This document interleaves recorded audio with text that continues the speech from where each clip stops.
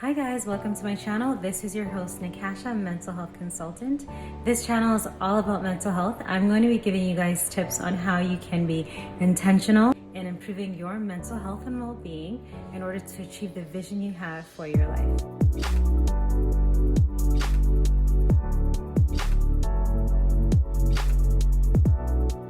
So today's topic is depression, and in order to kind of give you guys an idea of what that looks like, we're going to need a case study. And so I'm going to be using a TV show or movie to kind of give a visual of what it can look like for some of these videos. So for today's case study example, we're going to look at a character named Miles in a TV show called Living with Yourself on Netflix, starring Paul Rudd. It's currently available on Netflix Canada, and just take a look at the Netflix you have for whatever country you're in and see if it's available there if you're interested in watching it. Now, Living with Yourself as a title is actually very fitting because when you're depressed, it can be very difficult to live with yourself. And if you can imagine, we live with ourselves 24/7, so that's highly problematic if it's difficult to live with yourself. Now, just to kind of give some background on Miles, he's married, he works in a advertising agency, it looks like, and he's pretty dissatisfied with his life from what we can see. He decides, based on some information, some advice he gets from a colleague, that he's going to go to the spa that promises to leave you walking away being a better version of yourself, being, not depressed, just being happy, and a version of yourself that's able to achieve your goals and ambitions. This show has a lot of symbolism, and the symbolism is so fitting. We actually have a scene where Miles is literally breaking out of a grave. And this is him coming out of a grave after having gone to the spa that promises to leave you as a better version of yourself. So when you're depressed, it can feel like being in a pit, in a grave. In fact, some people may even identify that they're going through life like the Walking Dead. Like they're alive and they're present, but they certainly don't feel alive on the inside. So that feeling of being in a grave can leave one feeling very helpless and hopeless. As you can imagine, if you're buried alive, it's going to be quite difficult to break out. It's hard to see a way out of the difficult issues you may face. It's hard to see that life can get better. And that's where that sense of hopelessness and helplessness comes from. We can actually see a scene where Miles is running down the road naked in a diaper. And that's also another way to kind of look at that and understand that helplessness and hopelessness. When you think of a baby, they're pretty dependent on their caregivers for their sustenance and their very survival. So having Miles naked in a diaper really it accurately depicts what it can feel like to be depressed. A depressed person can feel very naked and vulnerable to the world and can pretty much feel like they're at the mercy of the world and their circumstances. Now, one of the symptoms of depression is a depressed mood for most of the day, and we certainly see this with Miles. It actually impacts every facet of his functioning. It affects his work functioning, and it affects his social relationships as well, which is something that is needed for a diagnosis of depression, just kind of seeing that it really impacts your day-to-day functioning in different aspects of your life. And we certainly see that with him. Now, looking at his functioning in terms of his work and his social and just relationships in general, we see Miles in a room, and actually this is like the ad photo for the show, is Miles in a boardroom with his colleagues. And when you see his posture and his demeanor compared to everyone else, there's a stark contrast. So Miles is in this boardroom, and they're kind of just generating different ideas for their ad campaign, it seems like. And he is checked out, okay? He's physically present, but emotionally, mentally, he's somewhere else. He's not able to think of any ideas, solutions, and depression can really affect your level of creativity. It can leave you feeling quite indecisive. It can make it difficult to concentrate. And we certainly see this with Miles. Now we see a scene where Miles is having breakfast with his wife, and she brings up to him that he's been avoiding or just not attending his medical appointments at the fertility clinic. So it sounds like this was something that was a shared goal of theirs, that they were working towards for some time, but he hasn't been going to the appointments. Now, his wife addressing this with him leads to what we can see very clearly as just irritation. He's annoyed. And one of the things that you'll notice about if you're feeling depressed is you may find yourself very irritable. You can consider it being just short-tempered, impatient, and we certainly see this with Miles. He even goes to change a light bulb, and something that we think is as simple as changing a light bulb, it becomes a source of annoyance and irritation for him. Now fast forward, and there's a scene where Miles is at a restaurant ready to have a meal with himself. So there's his depressed self and there's the non-depressed happy self. And the server comes over and asks them what she can get for them, what their order is. And the depressed Miles says, I'll have a burger and a Coke. But then you look at the happy Miles and he says, you know what, I think I'll have a green tea and a fruit cup. So the happier Miles is more, cognizant of eating healthy and just kind of nourishing his body. Whereas the depressed Miles is like, I'll just eat whatever, He's not too concerned about that. And it's actually quite normal when we're stressed to crave sugars and carbs and fats. And that's because that's, what our body feels that it needs for survival. It's getting ready to fight, flight, or freeze. But we'll talk about the stress response in another video. But just to mention that it is normal to have those cravings when you're stressed, but it certainly isn't healthy or helpful. Another symptom of depression is fatigue or loss of energy. We certainly see this in Miles. And when you see, because throughout the show, there's 2 of him, and this is, I think, episodes 1 to 5 I had watched, and season 1. And so you can see when he's the depressed Miles, his posture is quite like slouched. When he's sitting down, he's kind of hanging low, certainly hanging on a lower level than everyone else.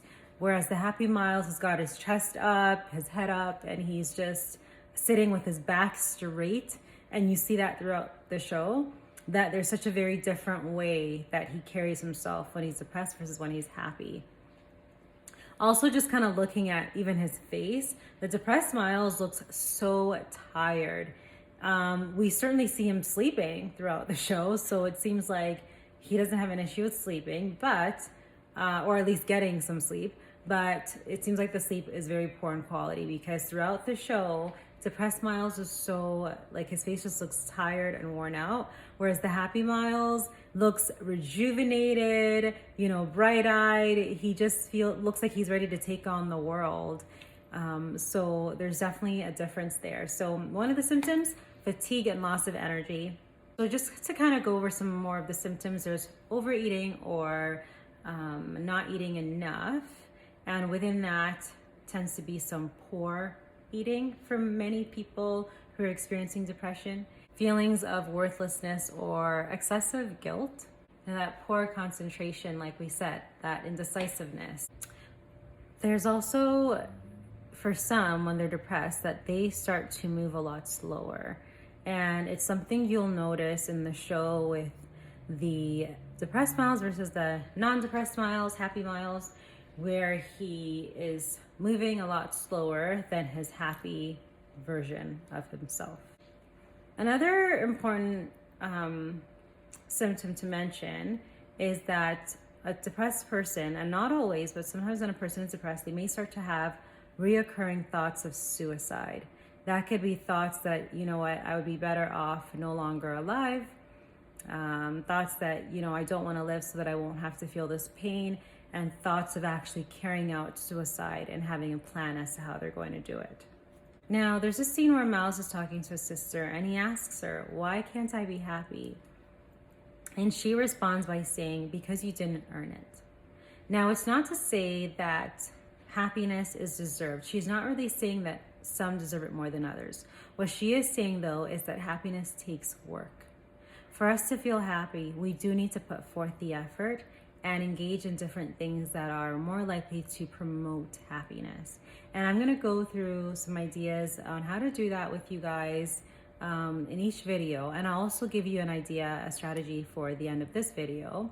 But it's important to note what she said, and it's really that happiness doesn't just come to us all. Sometimes it takes some work and effort. Now, spoiler alert, there's a scene where Miles is in the spa. The two versions of him are in the spa confronting the spa workers because they're realizing in the promise to give you a better version of yourself, it's because they're actually killing the original person. They're cloning them and then killing the depressed version of themselves and releasing the happy version of themselves into the world. And that's why we end up going to the scene where Miles is buried alive and he's breaking out of the grave.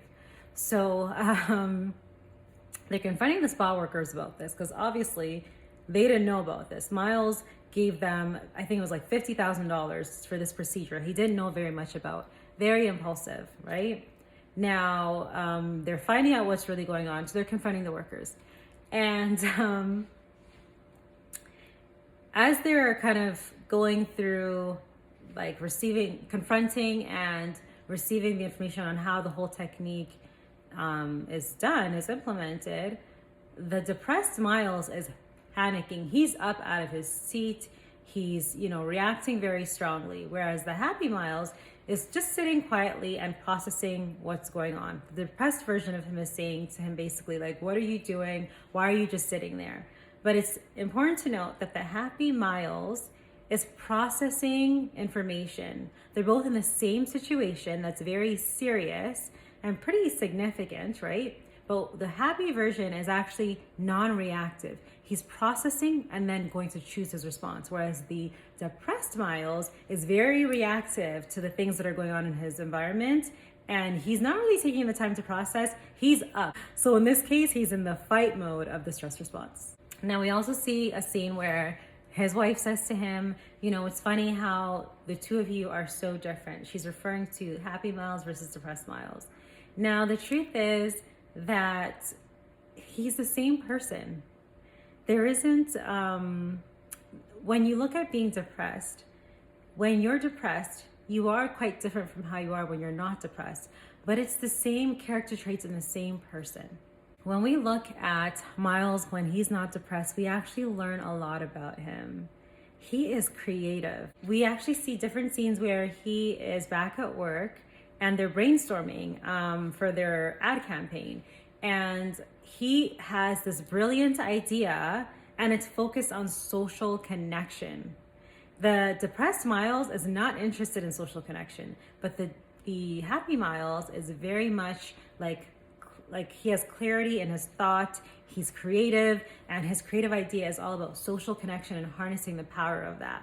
We even see him at a party I think his wife was having a little party with friends, and when she's talking to him about it in another scene, she's kind of saying she knows that he doesn't really care for those sort of things.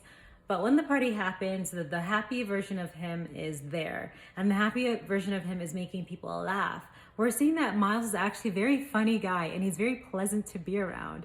He's making people laugh and he's just kind of like the light of the party, and he's drawing everyone in, including his wife. And they end the night on a very romantic note once the guests leave. We also see that the happy Miles, he actually goes to, I think he went to go pick some produce, right?